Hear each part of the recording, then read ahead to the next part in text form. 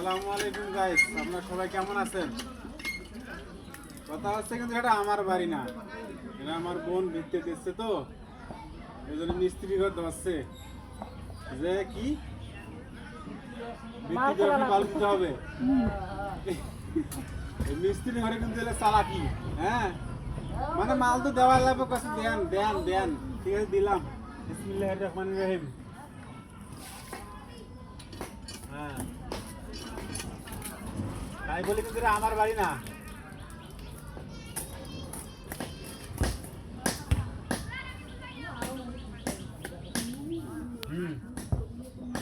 টাকা ঢুকে নাই, গরিব মানুষ। এই 1000,